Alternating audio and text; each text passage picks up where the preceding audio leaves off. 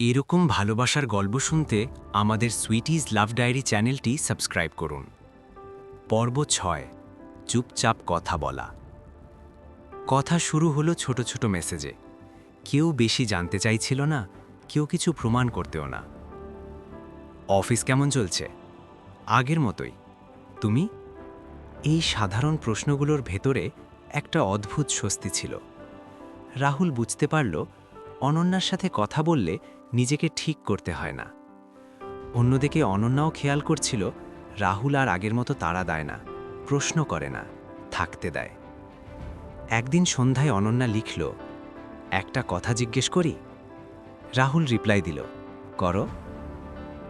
আমরা কি ভুল করেছিলাম? এই প্রশ্নটার উত্তর দুজনেই অনেক দিন এড়িয়ে গেছে। রাহুল অনেকক্ষণ টাইপ করল না, তারপর লিখল, ভুল না, অসম্পূর্ণ ছিলাম আমরা। অনন্যা স্ক্রিনের দিকে তাকিয়ে রইল। এই কথাটার সাথে তর্ক করা যায় না। কয়েকদিন পর দেখা হলো, কোনো পরিকল্পনা ছাড়া, শুধু কফি। দুজন বসেছিল, মাঝখানে একটা টেবিল, আর অনেক না বলা কথা।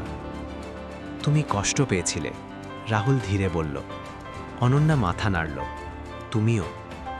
এই স্বীকারোক্তিটুকুই সবচেয়ে দরকার ছিল। তারা বুঝল, ভাঙনের পরেও দুজনেই আলাদাভাবে বড় হয়েছে, আর বড় হওয়া মানে সবসময় দূরে চলে যাওয়া না। কফি শেষ হলো, কেউ তাড়াহুড়ো করল না। বিদায়ের সময় হাত ছোঁয়া হলো না, কিন্তু চোখে চোখ ছিল। এটাই নতুন শুরু, চুপচাপ, ধীরে। পর্ব ৭, সিদ্ধান্তের ভয়।